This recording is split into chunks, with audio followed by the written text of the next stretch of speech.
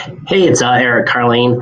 I'm just going to go over section one of the purchase contract. We're going to start with section one and then go through each section on different videos. So this way, if any questions arise, you can give me a call or email me, however, and we can address that question. So first of all, we're going to start off page one of the purchase contract. And this is really for you to read. It's like number one, you're entering into a binding contract, so please read it all before you sign. Let me know if you have any questions, and this way I can answer it right away. Number two, you will be receiving a seller disclosure form, which is also known as the SPUDS. And this form is from the seller, and what they're doing is disclosing all the information that they know.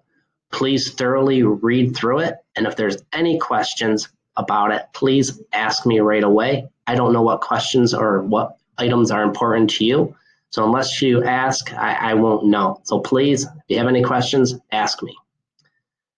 Number three is when we go through and your contract is accepted and we start going through the inspection period. It's very important that number one, you use a home inspector, a professional. I have a list of them, so if you need one, please let me know. I have them on call. Also, a heating and cooling inspector, I have those as well. If anything comes up with the HVAC system and there is an issue, we can go through and reach out to the heating and cooling inspector. If any mold comes up, I have mold inspectors as well who can test and verify that mold situations.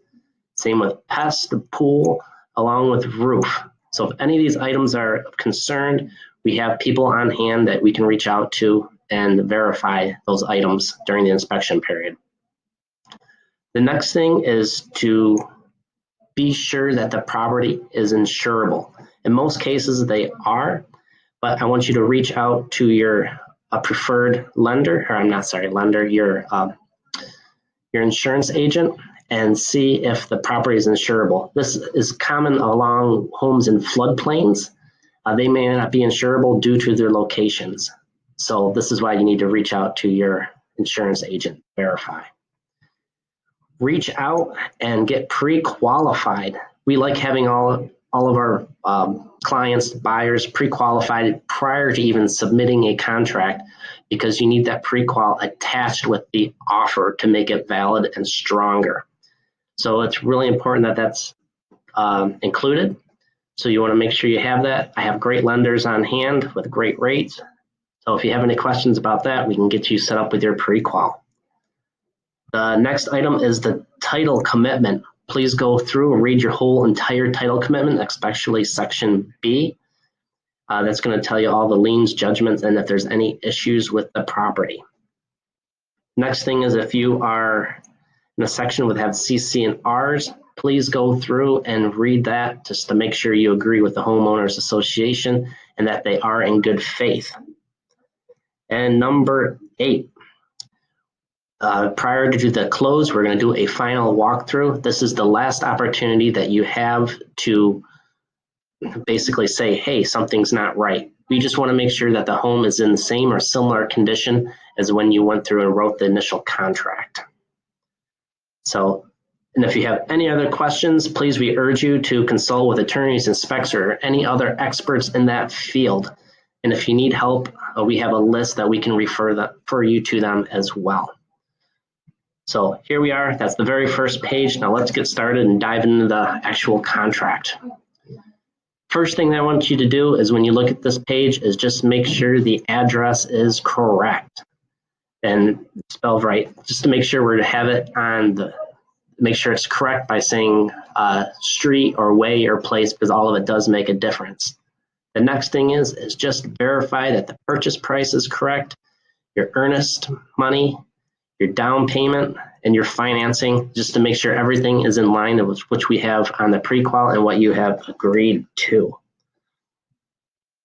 The next thing is the, we'll jump back to the earnest money. Please make sure you have the earnest money on hand, because we like it to be deposited with the contract, or with, you'd say, the next business day, but we also write in here to be deposited within 3 days of contract acceptance. The close date. We wrote in here the January 29th for the close of escrow. Just to be clear, this is the day that the property records and becomes yours. You'll actually be signing documents at least 3 days prior to the close of escrow. So what happens is you'll go through, sign all your loan docs, and then they get sent to or get returned back to the lender. They go through and review it, and then they actually sends out the funds to the title company, which is approximately 3 days later. And this close of escrow date, that is the date that property records and becomes yours, and that is the date you get the keys to the home. Some of the things that may be holding over is a loan, or those things do happen, but preferably they don't. We're going to jump right down here through lines 39, which is in the next page, 39 through 54. Or I'm sorry, 39 through 54. Please go through and read all of these, because these are the items that are included with the sale of the home. These all need to be specified. One of the things that always gets questioned are the wall-mounted TV brackets hardware. Per the contract, they're supposed to be there, but oftentimes they are removed. Another common item is the towel, curtain, and drapery rods.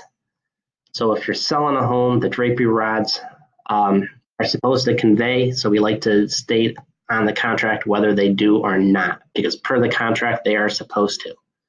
So please read through all of these on your own, and if there's anything of any concern of what conveys with the property, we go through and document down here a little bit further. If the refrigerator comes along, we document that. Same with washer, dryer. We'll include descriptions in these sections here, because we want to make sure that the appliance that we see on that day does convey with the property. And if there are any other items that are to convey with a property, sometimes we'll say potted plants.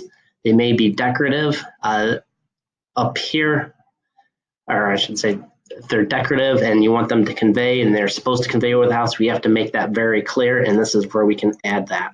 Believe me, it's just an example, but don't expect the potted plants to convey unless we bring it up front at the very beginning and address it.